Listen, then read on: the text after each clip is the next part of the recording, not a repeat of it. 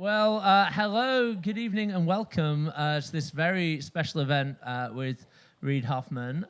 We're delighted to have Reid with us tonight. He's been on an absolutely crazy schedule this week at Palaces and the like, but we're delighted to have him with us here at EF. Reid's book, Blitzscaling, which you all have a copy of, is we think a really extraordinary piece of work. We're very lucky Reid shared a draft with us last year, and this year for us at EF has been a bit of a blitz scale as we went from 2 officers to 6 officers in 9 months, and this was a bit of our Bible as we went through it. So we're delighted to have Reid with us tonight to talk a little bit about the book. But Reid, to kick off, can you give the short version of what is blitzscaling? Okay, good. It's working. I wasn't quite sure the lights were on for the mic. So the compact definition of blitzscaling is prioritizing speed over efficiency in an environment of uncertainty. So one would normally kind of say, well, look, is it just moving fast, just hitting the gas pedal? But the actual question is, what are the intelligent ways that you actually spend essentially inefficiently, and I'll say what that is in a moment, and take additional risks in order to reach scale quickly? And there could be a couple of different reasons for seeking scale, although the top one tends to be competitive. Sometimes it's you have to get to critical mass. Sometimes it's you're worried about competition that isn't there yet but could get there. There's a stack of things that kind of lead to it. They're all in the book. Now, when you're saying inefficient, you say, well, okay, we're going to hire without necessarily understanding what our management structure is. We're going to do so in a fast enough fashion that we may not be actually, in fact, going to say, okay, we hired 10 people, but we now, next month, need to actually trade 3 of them out because it doesn't really fit. Those are the kinds of things that lead to inefficiency. Or, for example, if you're in Uber, et cetera, we're going to massively subsidize markets in order to grow and attract drivers and whatnot. And then uncertainty is, well, what is your customer acquisition cost? What are your unit economics? Is the competition actually, in fact, as dangerous as you think it is? What is the market size? These are a set of things that generally within a business school or a kind of intelligent business context, usually it's like, oh, you get all those sorted out first, then you intelligently apply capital in order to scale. Part of blitzscaling is, no, actually, in fact, you identify them as a set of possible risk factors, but the overall strategy is such that the bigger risk is not to blitzscale and not to take these as risks then in order to do it. And that's part of what the strategy around blitzscaling and when to blitzscale plays. I think this sounds incredibly exciting, but B, it sounds quite Silicon Valley. It sounds like the kind of thing that will only work in Silicon Valley. And as Matt mentioned, EF is now in 6 locations around the world, none of which are in Silicon Valley. So how does blitzscaling apply to locations and companies that are built outside of Silicon Valley? So generally speaking, in order to blitzscale, you do have to have blitz capital, right? It is actually, in fact, right, a requirement. And occasionally it happens through revenue. Google is an example. But that's the very rare exception. And so it's easier in Silicon Valley. It's easier in China. In the book, we refer to China as the land of blitzscaling. So it's not just Silicon Valley, but it's either. It can be done outside. There are, for example, Skype, Supercell, et cetera, within kind of Europe context. There's places that aren't just Silicon Valley. You can see it both in LA and Seattle on the West Coast within, now they benefit from the Silicon Valley network, but it's not only that in terms of how it happens. And so part of the reason for writing the book is my theory of the entrepreneurial world is that it will be growing past Silicon Valley as to the places that can get blitz capital and can deploy that as a strategic technique in order to be a world and industry transforming company. And it's going to be important to have that technique because the places that can play it will have a differential advantage at massive scale to the ones that can't.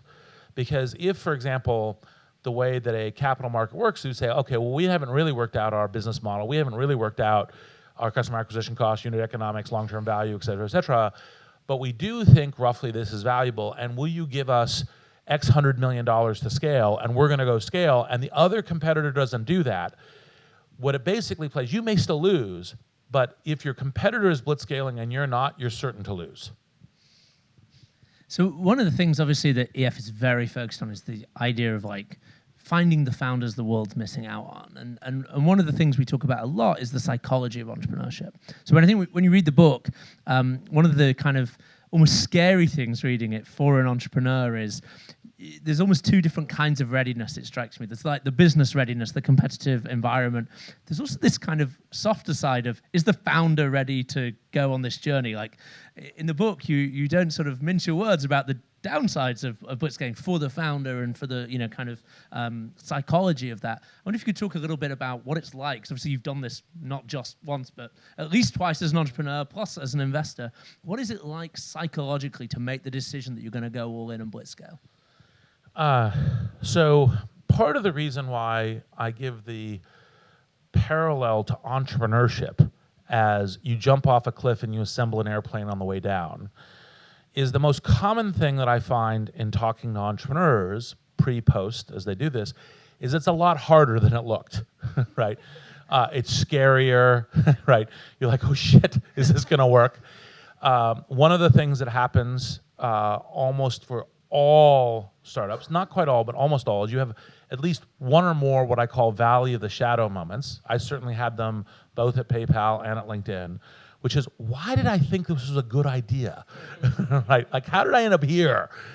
And blitzscaling intensifies that, because the challenge is you know that you're doing a bunch of things that are adding in risk and can potentially, kind of end up with a very a public, loud, and noisy mushroom cloud, right? That you were responsible for.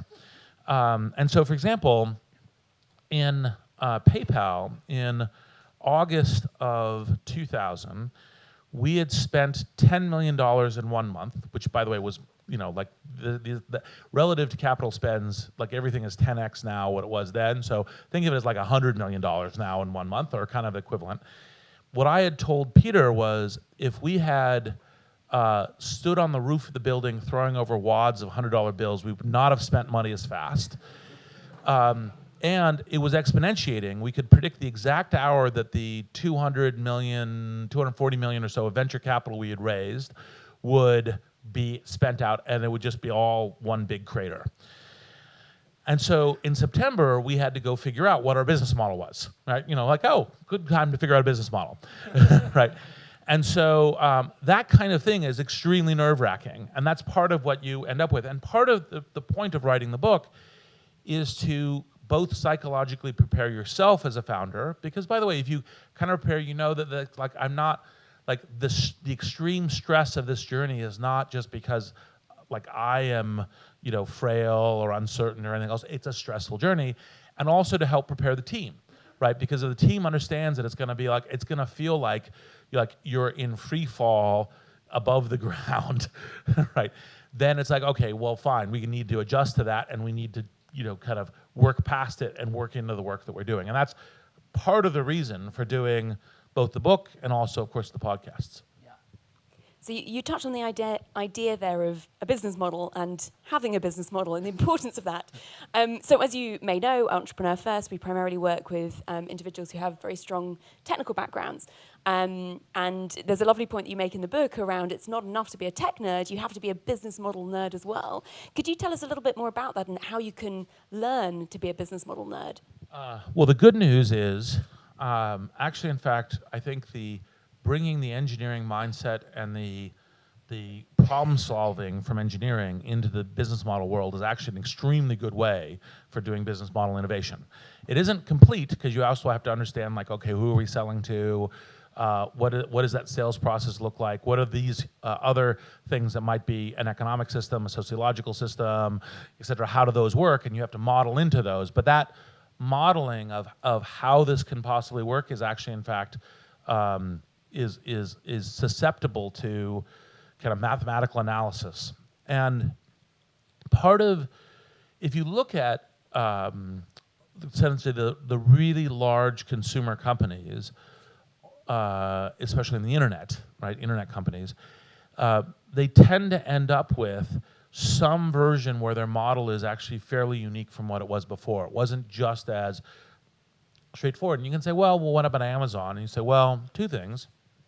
One is the notion where you say, okay, I'm going to spend decades at zero margin profitability as an e-commerce company in order to build towards the value. That's actually, in fact, an innovation. No one would have told you that's a good idea. And a lot of business theorists would say that's terrible and should be valued at, rounds to zero. And then the second, of course, was as part of taking that and investing, is we're going to do greenfield markets. We're going to greenfield markets like AWS. We're going to greenfield markets like Kindle. We're going to use that basis as a way of doing it. And that is an example of a business model innovation. And then you get to, for example, PayPal. It was like, we're going to blend balance payments with credit card payments. The credit card payments will actually be at cost. Our profitability will come through the balance, the balances that people have in the system. And so that actually creates a high margin, a very valuable payments company, when before it was all based on pennies per transaction and so forth. And so on a relatively lower volume, a new entrant can be highly valued in terms of going. So each of these things go through what is the actual business model. And for example, in the LinkedIn context, and I suspect most of the people in this room have read the LinkedIn Series B deck. You should if you haven't, speaking to entrepreneurs. And part of the thing that you'll note is that 2/3 of the way through, we present 3 business ideas for how we're going to make money, because of course we had no revenue when we were pitching LinkedIn Series B. And now, of course, speaking as entrepreneur to entrepreneur, when you present 3 options like that, what it really means is we don't know, right? Like it could be one of these 3, and see, we got some good ideas, and it could possibly work. Now, what you'll notice when you look at those 3 is none of those 3 are actually where the majority of LinkedIn revenue comes from. Because, and this is the flexibility, which is, what happened is, I thought, if you'd asked me during LinkedIn Series B, what was going to be the revenue model that would be the driving model that would make LinkedIn successful, I thought it was individual subscription that was going to be expensed. So you had to make it expensible, but it would be individuals, hiring managers, business development people, et cetera, who would be driving their actual use. Within 2 weeks of when we launched the subscription model, we started getting inquiries from companies that said, hey, we'd like to buy your corporate product. And we was like, okay, well, corporate product, that's interesting. I mean, we knew that we'd get to it, but we thought it would be like 5 years in the future. And so we did a paper mock-up of the corporate product we were working on, right? That we were not working on, to be super clear. And we hired a salesperson, and we sent the salesperson out to say, here's the product we're working on. Would you buy this? And the salesperson came back and said, okay, I've talked to 30 people, and like 20 plus of them are interested in buying this product. And so we said, okay, let's pivot the company, right, to build that as our revenue product. And that's the thing that ended up being the majority of the revenue even to now. That actually touched on something I was going to ask next, which is, I think in a way, some of the, if not the lessons, then at least the path of consumer companies like Facebook and Google to Blitzscaling, somewhat intuitive. Like you could, I mean, the lessons are not, but you can sort of imagine how that happens. Whereas something where you're selling to enterprises, where you talk to the classic thing is long sales cycles and all these challenges. What does it look like to Blitzscale an enterprise company where you can't just rely on free distribution and the kind of economics of the internet? Well, 2 parts of the answer. So there are go-to-market and business model innovations within enterprise too. Look at Slack, right? So Slack is an example of there is path there within the enterprise. Of course, you have to specifically work on that. You have to specifically work on what your go-to-market is. You have to understand how that acquisition curve looks like, how you upsell into the rest. Now, that being said, frequently within the enterprise side, what you're looking at is it's not as a fast compounding loop, but all of these blitzscaling stuff comes down to compounding loops. So it's questions of, all right, classic enterprise, how do you land and expand? Like, how do you have a pilot? How do you the pilot go to a general deployment? How does your general deployment, like one of the models that's frequently used in enterprise is, well, you start by selling to the sales department, and then after you sell to the sales department, you sell to the marketing department. After you sell to the marketing department, you sell to the finance department, et cetera, et cetera. How do you accelerate those paths? How do you move from like for example, like blitzscaling frequently within an enterprise context is, okay, we've got it working. How do we actually more rapidly expand our sales force to rapidly expand within markets or cross industries is another one. That's not a business model one, but that's a pattern for expanding out the business. Those are the kinds of techniques you look at.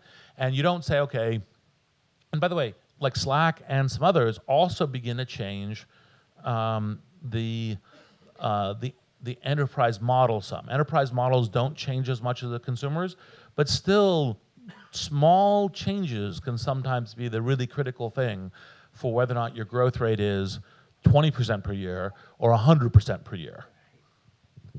So in Europe, still typically, if you're trying to raise a round, your VCs will ask you about your margins. They'll ask you about how much you think you're going to spend. Now, in the book, you make it very, very clear that these things should be pushed to the side in favor of speed and in favor of blitzscaling. Can you help the audience understand a little bit more about what does that mean and how should you think about margins and costs in a blitzscaling environment? So by the way, there's a bunch of VCs in Silicon Valley who ask the same question. So this is not like a complete sortal between European VCs and Silicon Valley VCs. And so the question comes, if you're going to pitch your business as okay, I don't have any revenue, right, like LinkedIn, Series A, Series B, the fact that I don't have any revenue is a good thing, and you should want to be investing in this kind of business that doesn't have any revenue. If we had revenue, you should be less interested in investing in us, which is part of how I was pitching it. And I'll explain that in a second. There will be a whole bunch of VCs who will go, oh, we're not interested. That doesn't matter. You're looking for the right partner who will say yes to you, that will help you build a big business yourself. 2 or 3 is better than 1 because then you get a fair market price and it's a little bit better run process, right? But just 1 is all you need, and you're not trying to appeal to everyone. You're trying to appeal to people who will connect with you and be the partner as you go down this journey, which will include valleys of the shadow and all the rest of it. So part of the recommendation that I give entrepreneurs when you're pitching VCs is to identify what the challenges in your business are up front for 2 reasons. One is, for example, we knew that when we were pitching LinkedIn Series A and Series B, both of them, the fact that we didn't have revenue would be something VCs would worry about. So we said, look, this is the reason why in network properties, actually, in fact, you see a much better outcome. It's like an early thinking about blitzscaling. You see a much better outcome if you focus on growth of the network property and put all of your energy into that first. You get actually much better equity outcomes. And sure, you're taking a venture bet risk on that, but by the way, you're taking a venture risk bet anyway. And so this is the reason why this is a good bet. And you're explaining it why it's a good bet, right? In this particular, like taking this risk here is a good bet. The second thing is, say you have a risk that is just actually, in fact, just a risk. It's like, well, actually, in fact, look, this competitive product being developed by this company may, in fact, squash us and so forth. Then you say, look, be clear about it. Be clear about what you're trying to do to navigate it, what your plan B is, because you're also establishing partnership with your VC. And when I have entrepreneurs pitch me, and they don't include what they see the risks in their business are, I can only conclude one of 2 things. Either they're stupid and they don't see the risks. That is not a good investment, right? You don't invest in people who are essentially blind. Or they're lying to me and they're not explaining the risk, which is, oh, we'll have a great partnership because it'll be based on trust and honesty. So it's a high order variability to say, here's what I see. And by the way, if you told someone, like, this is what I think the risk is, they're not managing it, this is what I'm doing, and they didn't invest in you because of that, like, by the way, that the likelihood that, yes, they'd give you money, but the likelihood they would help destroy your business is much higher, right? So it's kind of, it's a very good process for talking to investors. One of my favorite parts of the book, because it sort of is really human, is the extended passage where you talk about the people that don't scale with the business. So the people who are there at the start aren't necessarily the people who are there at the end. I wonder if you could just sort of talk a bit generally about that journey, how to deal with that, when and how to know that that's going to be the case, and sort of how you still kind of stay sane through that process. So a useful book, even for entrepreneurs, is my second book, The Alliance, which is somewhat how you talk to between managers and hiring and employees, because of how you set expectations. And part of the part within blitzscaling is a natural tendency when you hire someone, say, okay, you're going to be my head of sales, is to say, you're going to be my head of sales, and you're going to be my head of sales forever. But the person that you're hiring when you're a tribe, right, tens of employees, or a family, ones of employees, might scale all the way to village at hundreds, city at thousands, nations at 10,000s. But the likelihood of that is substantially below 50%, right? And the thing is, you actually, in fact, they may be great for you. They may have really made a big difference in a year or two. They may have transformed the business. You may want to have them continue. And so what you want to do is you want to set expectations. You don't want to set the expectation of, because by the way, there's it's natural that people don't hit these curves because of skill set, applicability, et cetera. And you say, look, if you're doing really well, it isn't that you're going to necessarily be the head of sales forever, but you will always be given a bigger, more interesting job as we're scaling. And that's the compact that we're doing with you. And they go, okay, and that's expectation. And they say, right, even though you've now hired in a new executive who's the new head of sales, I have this new interesting area where I'm the person who launches the new industry, right? And I have that special mission. And by the way, I have the earlier employees equity package, which is useful to me, et cetera, et cetera. But I feel like I'm still succeeding. I'm still on a path. And those are the kinds of things that you need to do in order to manage it. And then similarly, another book that I recommend is a book by Reid Hoffman called Conscious Business, which taught me that part of when you're looking at compassionate management is to say compassionate is not, like I deal with your feelings, because it's also what I'm dealing with, like the rest of the company. I'm dealing with customers. Like the classic thing, for example, is if you have a doctor who is not doing their job well, yes, you should move them out of that job because, well, what's going to happen to all their patients, right? And it's not a lack of compassion that has you moving them out of the job. And so you can have actually compassionate conversations and try to get to the right thing in this process, even though as you change each level of scale through even not a blitzscaling process, probably any scale process, you'll probably trade about half of your executives, right? Maybe even more. You have to get used to that. You have to run the company that way. I would highly recommend reading The Alliance. I think it's very quickly becoming the default way for people to think about their careers within very fast-growing companies, and we're trying to put it in place at EF at the moment. So I think one of the other things that can feel very uncomfortable, which is one of the major themes of the book, is speed, and particularly making decisions when you don't have good data and you're not 100% confident it even is the right decision. How should the founders in the room who are going through that process now think about decision-making in that blitzscale process? So the personal mental technique tool that I ended up learning and using, and I'm not sure this is the only one, but I'll give you an illustration, is that when I'm in a fast-moving context, blitzscaling, classic one, anytime I am confronted with a decision, I make myself go through the process of, if I had to make the decision this moment, what would I decide? Like, I can't get additional information. I'm making the decision right now. Hire, fire this person, do this deal, raise this money, decide on we're going to do the product launch, we're going to delay it. Like, what's the decision going to be? Doesn't necessarily mean you execute it, because then the next question I ask is, okay, what are the specific things that I would do that could substantially change the accuracy of this decision? Talk to so-and-so, do the following analysis, right? These things would have a high order bid on this decision. Then I say, do I have the time for that? Like, this is the thing, and is the time worth it for doing this? And little other elements of the decision, like, how fatal is it if I'm wrong, right? Because that's part of, do I have the time? Because it's like, okay, it'll be painful to wait 2 days. I'll give you an example from the PayPal days.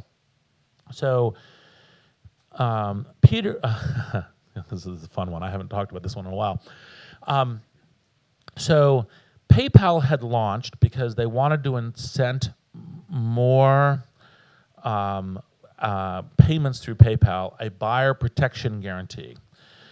And they had done it very badly, which is they basically ended up with a $10,000 guarantee that technically would be paid out even in a condition of fraud, right? Like I told you I was going to ship you a TV and I didn't, and then you pay me and then you get paid back anyway, right? Kind of, but we're like colluding and so forth. So Peter came to me and said, we have to unwind this, and it's going to be a shitstorm because it's like, oh, we're unwinding our buyer protection guarantee. And I said, look, how much time can you give me, right? Like, what's the level of time that you can give me to fix this problem? And he said, okay, and he did kind of calculus and the cost, and he said, okay, you've got 3 days, right? Can you do something in 3 days? And I was like, I think I can, right? I will have a better solution to you within 2 days so we can implement it on day 3. And so I started doing war rooms. I had people working in several different rooms, was moving between them, ideating what we could do. And one of the functions that Luke Nozick did, because he was a super creative guy, one of the very earliest employees at PayPal, my role was editor, not writer, because I was going around going, no, that idea won't work, no, that idea wouldn't work, no, that idea wouldn't work on that one. I walked in the room, Luke said, I got an idea. eBay has this eBay seller insurance, which has a process. What if we just doubled eBay insurance? So if you got eBay to say it, that you'd pay more, like they do the first 200 and we do the next 200. And what if we change the PayPal buyer protection guarantee to doubling the eBay insurance? And I went, that's the idea. We're going to do that. Because then the public story was not we cancel our buyer protection guarantee, which as a headline looks disastrous. It's we changed it, right? Yes, now we changed it from $10,000 to $200 after the first $200. And so, but like, by the way, most people were like buying $10 stuff, $20 things, $50 things, and so forth. And so we did it, and there was no article. It just kept going, right? And so, but that was can I get a little bit of extra time and the decision within this framework.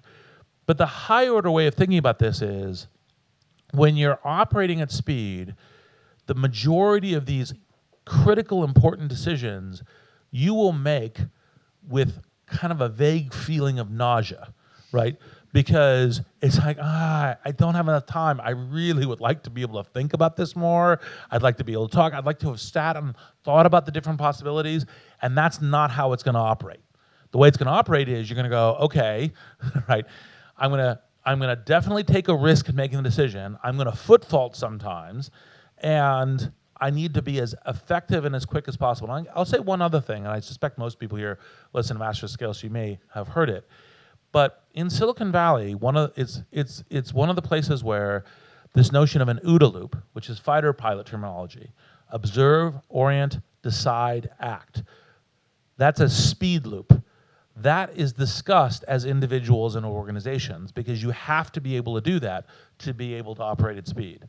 And so those are the kinds of things as ways of thinking about that to say, it's not how do you get comfortable, it's how do you execute it well with maybe being a little less uncomfortable. So some companies, Uber's maybe the first that comes to mind, have sort of, as they've scaled, maybe built something of a reputation for playing fast and loose with the rules. And you have this section in the book where you talk about the difference between being an ethical pirate and a sociopath. I wonder if you could talk a little bit about that. Like, what does that mean, and how do you stay the right side of being the person you want to be while also moving very, very fast? So part of the company culture, so you can move super fast. Part of your company culture is to say, where are your ethical norms? And part of what's happening frequently in these companies is you're challenging existing regulation, existing industries, and part of how, when I'm asked to explain it, like on television, so I said, look, there's one way of challenging it, which try to go through a legal process, which is long and slow and expensive and difficult. And there's another way of challenging it, which is to try to deploy it and show that it's actually much better for consumers, it's much better for society, and that's what you're trying to do. and being in dialogue, of course, still with the regulators, and trying to be upfront and trustworthy as you're doing it. You're still challenging it, but trustworthy as you're doing it is an important way of navigating. And so the kinds of things that, for example, there was a bunch of internal cultural problems at Uber. And so there's another, kind of essay I wrote on, LinkedIn, which is, failing the transition from pirate to a Navy. And there's some section of that in the book too. Because, by the way, you may want to start as the disruptor, but eventually you're going to become the infrastructure. You're going to become as you succeed, it's important that you actually get, kind of setting norms and predictability and stability for society, for your customers, et cetera. But then there's also we're challenging the former order and we're trying to show why the new order is good. But you have to be doing that within the context of we're trying to set up a new order. We're not trying to say, oh, it should all be lawless. We're trying to say the rules should change from this to this, and the world will be much better off. People will be better off. Customers will be better off. Society will be better off. And by the way, Uber had really strong arguments in this. I mean, yes, there's some problems with traffic and congestion. There's some problems with, did you double check safety as well as you should? And these are things you should be working on. But the revolution of transport is actually, in fact, extremely important. And so that's kind of where you begin to see what the deadlines are. Because they were like, oh, we're pirates and we're doing this thing. Oh, what we're going to do is we're going to lie to people. We're going to say, well, we have fewer cars on the road than we do. We're going to say, we're going to try to set up, we're going to do specialized code so that when government officials, including police, try to see what's going on, it looks really small to them. And it's like, okay, well, how the hell is someone going to trust you? And when you start trying to say, hey, we're setting up now part of the infrastructure now, so do people trust you? Why should they trust you now? If you were lying to them, why should they trust you? So you don't have to lie to them. You go to them and say, look, this is what we're doing, this is why we're doing it. And they say, well, but this is counter our regulation. They say, but this is why we think you should give us some time to prove out why this is valuable. And we're being straight with you is a much, much better way of doing it. So when I think about who we've got in the room tonight, we've got some of our alumni who are on that process of blitzscaling, some of the current cohort who are teetering on the brink of it, but also some people who are thinking about hopefully starting a company in the future and hopefully with EF one day. When we go back to think about what are the levers, the factors that you should bear in mind when starting a company to make sure you can even get to the stage of blitzscaling, you talk a bit about market size. Now, when you're first starting out, it's sometimes quite hard to understand how big a market is, what a big market looks like. Could you give us an idea of how the potential blitzscalers should think about this? So, part of the thing is, look, frequently, let's see. So actually, this is a little bit different. This is one of the areas where it's actually a fairly different pattern between consumer and business, right? To consumer and enterprise. Enterprise, it's usually pretty easy to figure out what the market size is. We sell to companies like this. Yes, it may expand some, and yes, we may move our product, like take Workday, from just HR to finances, and there's a natural tie, and that will do things. And you can include that as part of your analysis, but usually it's like customers pay the following kind of thing, right? So you can get to a kind of on a B2B business, you can get to market sizing relatively straightforward, and you don't need to be exact. It's a gesture. Like if you say, oh, okay, if 20% of companies like the following buy us at the following kind of prices, then roughly speaking, that would get to this. And by the way, if we get to 20%, maybe we can get to 50, and So that's on the kind of the enterprise side, and it's important to do that math. And it's important to kind of have a swag of it, because then it shows that you're actually, in fact, intentional and you know what you're doing. Now, on the consumer side, it's much harder because, for example, part of the critiques that were delivered about Facebook when Peter and I did the investment is they said, well, sure, it's highly active amongst college students, but college students don't have any money. And so even if they're spending 24 hours a day on it and you're advertising to them, your economics still suck. And so why the hell would you, like some people, not everyone, obviously not Peter and I, and there were a bunch of VCs who were interested in investing too, would say, why would we do this? And part of what you end up doing is this kind of like, okay, how much do I think the industry is going to be transformed, right? So how much do I think, like, for example, I might have, like part of how Uber is pitched is, oh, it's a black car service. Well, a black car service is not that interesting even at scale. revolutionizing transport is a big deal. And so when someone first talked to me about Airbnb, they said, it's for renting couches. And I was like, oh, that's terrible. I have no interest in that. When Brian, Nate, and Joe sat down with me and said, it's eBay for space, I was like, oh, that's huge, right?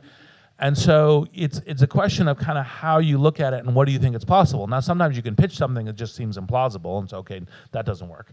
But those are the kinds of things to think about in terms of market sizing. So one of the other major themes of the book, in fact, I think you say it's the real, it should be the spark for blitzscaling is competition, and kind of that's the trigger in a way, or at least one of them. You tell this great, primary one. Yeah, you tell this great story in the book actually about Airbnb and the Samwer brothers and how competition from Rocket Internet actually changed that business. I wonder if you could talk a little bit about that, and particularly this idea of like competition as a spur to blitzscale. So, if you're in a green field by yourself and there is no competition present or on the horizon, well, you shouldn't spend inefficiently. You shouldn't add risk factors to your business, right? Unless you're like, oh, we need to get to critical mass and everything else. So competition is the primary driver. And it doesn't necessarily have to be extant competition. So for example, if you're a business like Groupon, where you go, well, the product's really simple. So the moment that people see it, they'll start copying it and moving really fast. And so you have to hit the accelerator. I mean, for example, on the Groupon side, the number of Groupon clones in China, 10,000, right? So that gives you kind of the sense of, if you imagine your business and you're thinking, I got 10,000 competitors, oh, you're hosed, right? Even if you're super great, I got a 3% chance of success because I'm so much better than all the rest of them. So, and so, you know, part of the issue is to kind of use the competition and the thinking about the competition as a trigger. And now, sometimes that means is, it's like good to be stealth to the market, and then pop up and go. Sometimes that's the right strategy. Entrepreneurs can frequently overly think I should be quiet and secretive, because what I meant specifically by stealth to the market is, like, okay, what's on your website, you know, what you're doing your PR campaign on, etc. More or less, as an entrepreneur, you should be going to everyone smart who will talk to you and say, here's my business idea, what's wrong with it, what should I improve?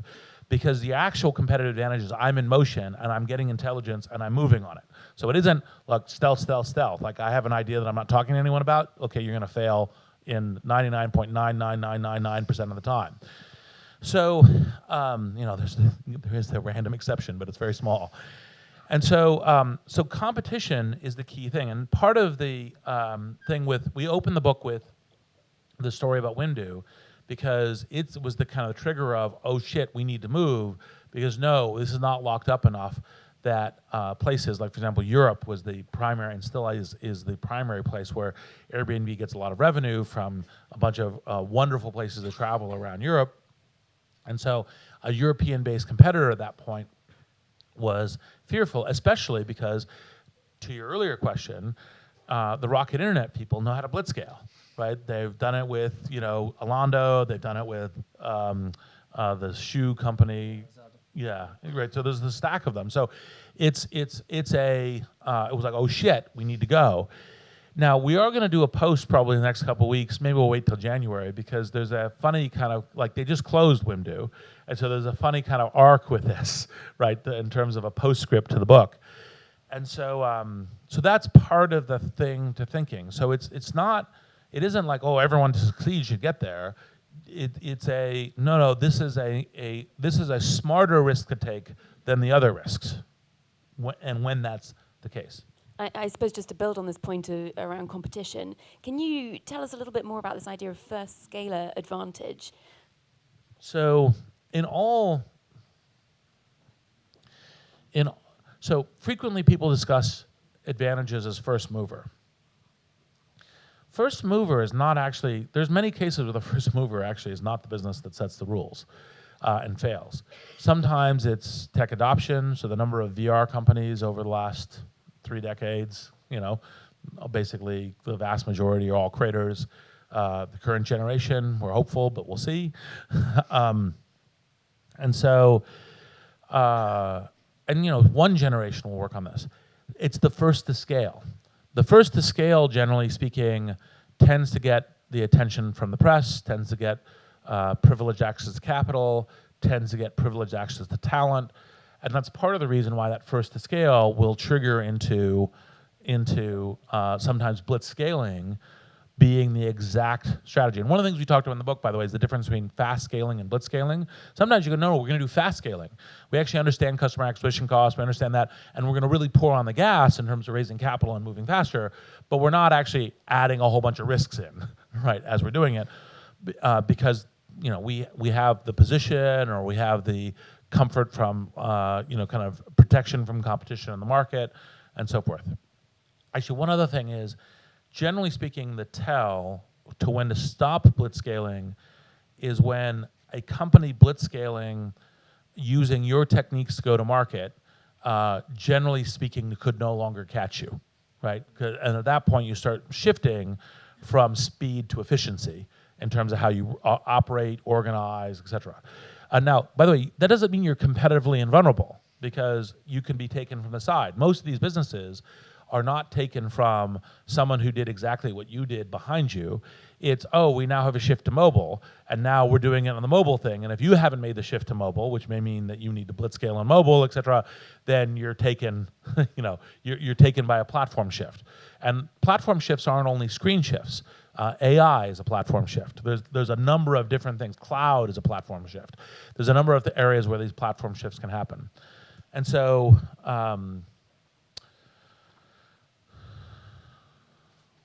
I think that's probably enough, yes. So you obviously wear many hats now. You're on the board of Microsoft, chairman of LinkedIn, and also obviously a partner at Greylock. So you're now sitting on the other side of the table, and people are coming to you and saying, I want to blitzscale. And how do you, other than the things that are the tells to the entrepreneur, how do you decide when you're sitting on that side of the table and someone says to you, I have no revenue, but I need 100 million to scale. How do you decide they're the one that you're going to back rather than the other ones out there? So, roughly speaking, there's both art and science to this. Roughly speaking, it's okay. Is the market interesting? Is the approach to market differentially intelligent? Does the team able to execute on it? And for whatever risk factors that you're putting in, is the reward worth the risk factors? So it's much easier to do a $5 to $10 million investment than a $100 million investment on the venture side. And so generally speaking, if you're saying, okay, it's $100 million versus 5 to 10, you have to be like, well, is that market so huge that it's worth it? Is this team differentially advantaged? So, for example, in this side, it's an investment that I've made that's like that is this company called Aurora, where the founder, Chris Urmson, was the technical guy who built Waymo, right? It was his team that did it. And so roughly speaking, it's like, well, would you put a whole bunch of money in for Chris to, along with his great co-founders, Sterling and Drew, to say, well, we've learned a bunch by building Waymo version 1, and we're now building Waymo version 2, and we have a strategy that would work with the OEMs in order to make this work. Would you write a big check on that basis? And the answer is yes, right? But it's a set of those things that kind of get to a combination of the science of reference checking, the science of whatever numbers and data you have, or market analysis, and the art of judging entrepreneurs and strategies. Just on that, because it's not strictly about blitzscaling, but I know it's something you're famous for, and it's something we've talked about before. Can you say a little bit about how you reference check and why you think it's so important relative to other ways of assessing things? So in order to emphasize to you the importance of reference checking, if I had to pick between reference checking and interviewing, I would pick reference checking, right? I have actually made calls to candidates before when I'm hiring and said, I've actually already done the references, and I would offer you a job. Would you come in and talk to me, right? Because, so for example, a technique that I will frequently do when I'm trying to evaluate for an important position is I'll see if I know 3 to 5 people that would know this candidate, and I'd send them an email saying, hey, I'm thinking about whether or not I should reach out to this person for this job. give me a number from 1 to 10 on the person. Now, what I'm usually expecting as the negative reference is like a 7 or 7.5, which is I don't want to put something in an email that seems like I'm actually in fact saying this person's not good for it, because who knows where the email ends up. But I'll say something, and that's of course that's a negative. An 8 or a 9 is positive. Part of the reason why you do it for a number of people, because you kind of see what the blend is. A 10 or lower than a 7 will usually get a detailed response from me, because a 10 will be like, oh, you really think this is the best person in the world for this? Or one of the 2 or 3, right? As a way of kind of checking, and sometimes that's the answer, in which case you may move very fast. And if the person writes a 2 or 3, and if they're a close friend of mine, or they know that I would never forward this to anyone, because of course I wouldn't, then of course I understand that's the, oh God, radioactive, stay away.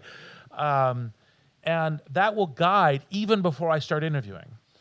And in referencing, what you want to do is, if you haven't gotten to a negative reference on anyone in the world, you really haven't referenced enough. Sometimes you kind of say, look, I have enough good references that it's fine. Like, I'm sure there's a negative reference I can find my way to, but like even finding, unless I found out that they were an axe murderer or something, the overall balance of referencing is good enough that it's just like the expense of finding the negative reference is challenging. Everybody has a negative reference, right? And so, and sometimes you go, oh, right, that negative reference, like this person is really, really focused on intense process. Well, intense process, 6-person company, et cetera, that's a problem. Intense process, you're now scaling an operations center that really needs to never go down. Oh, actually, that could be a very good fit, right? So those are the kinds of things that you're doing, and referencing, like literally, lots of people say, oh, I reference, and they don't. Because they'll say, oh, Matt, who are the people I should call to let me know about you? Okay. And if Matt can't provide 1 or 2 people who would say good things, of course that's a negative tell. But most people can do that. Reid, you're in a very unique position in terms of having been part of blitzscaled companies, invested in blitzscaled companies, and now having spent the last couple of years, both through writing the book and through the Masters of Scale podcast, talking to founders after founders who have blitzscaled companies. Were there any surprises that came out of that process, or any reflections that even took you by surprise? Well, look, to some degree, part of the reason it's worth doing the podcast and the book is because everything that I say there, especially like, you'll notice that there's these counterintuitive rules, was a surprise as I learned them. Like, so the earlier decision-making algorithm that I came to, I didn't start by going, oh yeah, I'm going to figure out how to make decisions at speed. It was, oh shit, we have to operate at speed. How do I do that, right? Because, I originally was thinking I was going to be an academic. Academics are the exact opposite of motion and speed, right? It's like, no, like a great new original exact answers. And if it takes time, it takes time, is the academic. And by the way, so, sometimes that's right for that game. And so most of the things there, and part of the things that I highlight when I'm talking to other folks who are going on these journeys is, no, these are the things that startled me. These were the things that were critical message. Like I don't say, hey, look, at the end of the day, you need a highly profitable business. Duh, right? That's, so like almost in the sense, the answer of what surprised me, well, almost everything that you're reading, almost everything that you hear had some element of surprise at some time. Like it was starting to think through, well, how did we misfire in hiring? Well, shit, we weren't doing referencing. Well, that's stupid, right? Time to start doing that and really develop the expertise, again, about how to do it at speed. We've got time for just a couple more. So last one from me. One of the things that's really interesting is you talk a bit, and we've talked before about, can blitzscaling be applied to things that don't look like technology startups? Can it be applied to not-for-profits? Can it be applied in government? What are your thoughts on that? So the short answer is yes. So in not-for-profits, like an example is Nancy Lublin at Crisis Text Line, from founding to going. She uses a lot of the same techniques. It's technologies. It's how do you deploy, in her case, volunteers, large groups of people in order to do something. How do you have a learning clock such that you're making the whole thing better, both in terms of acquiring, customers who are people who are in distress and need someone to talk to, counselors, people for them to talk to, enabling those counselors to have high quality interactions, and measuring which ones do and don't, and getting the ones who don't off the system, right?